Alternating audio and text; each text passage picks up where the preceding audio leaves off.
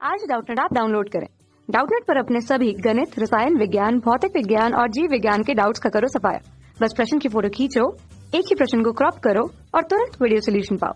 अभी डाउनलोड करें।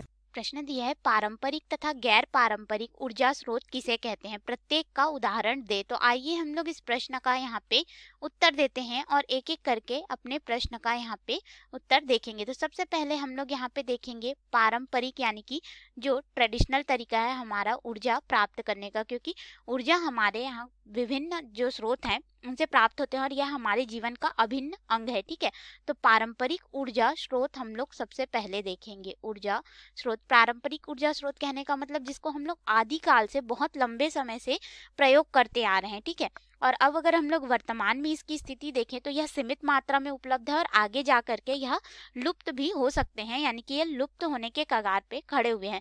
तो ये हमारे हो जाते हैं पारंपरिक ऊर्जा स्रोत। इसके कुछ उदाहरण भी हैं, जैसे कि कोयला, पेट्रोल, डीजल, कच्चा तेल, ये सभी हमारे पास लुप्त होने के कगार पर हैं, यानी कि ये खत्म हो सकते हैं।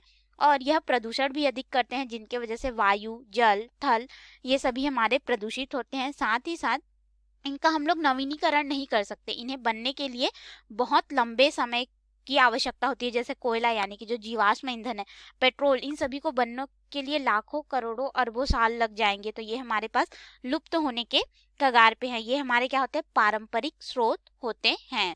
और देखिए हमारे पास यहाँ पे दूसरा जो होता है वह गैर पारंपरिक ऊर्जा स्रोत होता है। ठीक है, गैर पारंपरिक ऊर्जा स्रोत, जब हमारे पास यहाँ पे पारंपरिक ऊर्जा स्रोत जो है यह नष्ट हो जाएंगे, यानी कि हमारे पास खत्म हो जाएंगे, तो हम लोग गैर पारंपरिक ऊर्जा स्रोत पे पूरी तरह से निर्भर हो जाएंगे। जैसे अभी अगर हम लोग देखें वर्तमान में स्थिति, तो गैर पारंपरिक ऊर्जा स्रोतों की हम लोग बहुत ही अग्रसर हैं, क्योंकि ये हमारे लिए इको फ्रेंडली है। ठीक है, पर्यावरण हित ऐसी है, इनसे प्रदूषण बहुत ही कम, ना के बराबर होता है और इससे जो प्रदूषण होता है उसे हम लोग नियंत्रित भी कर सकते हैं।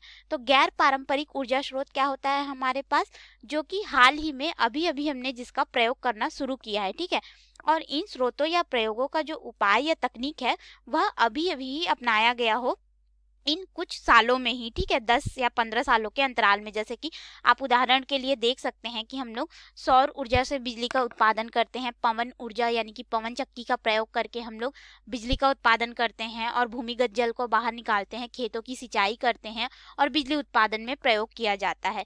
साथ ही साथ हम लोग यहाँ पे सोलर कुकर के माध्यम से खाना बनाते हैं, जल गर्म करते हैं। ठीक है, सौर जल उष्मक के माध्यम से, और पवन ऊर्जा का प्रयोग करके आटा चक्की को चलाने के लिए प्रयोग किया जाता है, बिजली उत्पादन में प्रयोग किया जाता है। तो ये सभी क्या है, गैर पारंपरिक ऊर्जा स्रोत हैं।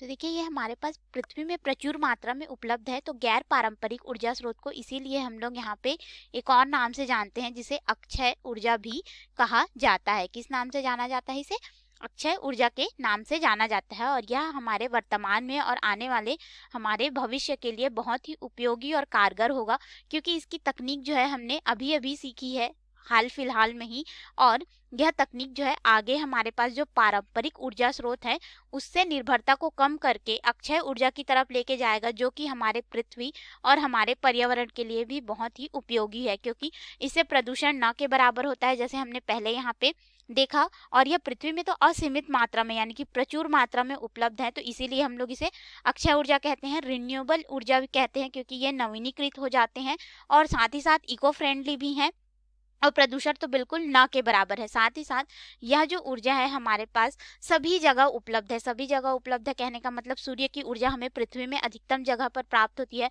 पवन ऊर्जा भी है और जल ऊर्जा भी है। जल ऊर्जा के रूप में हम लोग सिर्फ भूमिगत जल की बात नहीं कर रहे हैं, भूमिगत जल तो सीमित मात्रा में है, लेकिन जो हमारे पास यहाँ पे जो वर्षा से प्राप्त ऊर्जा है उसको हम लोग संचित कर सकते हैं। वर्षा से जो जल मिलेगा, समुद्र की जो ऊर्जा है उसे ज्वार और भाटा के रूप में हम लोग ऊर्जा को यहाँ पे परिवर्तित करते हैं और बिजली का उत्पादन करते हैं। तो ऐसे बहुत सारे हमारे पास यहाँ पे स्रोत हैं और इनके तकनीक हैं, जिन्हें हम लोग एक रूप में ना सही तो दूसरे रूप में प्रयोग करके अपने पर्यावरण को बचा सकते हैं, साथ ही साथ पारंपरिक ऊर्जा स्रोत से निर्भरता भी कम कर सकते हैं। तो ये हो गया हमारे पास पारंपरिक और गैर पारंपरिक ऊर्जा स्रोत और उनके कुछ उदाहरण। धन्यवाद। कक्षा 6 से 12वीं से लेकर नीट, IIT, JEE वो एडवांस के लेवल तक 1 करोड़ से ज्यादा छात्रों का भरोसा।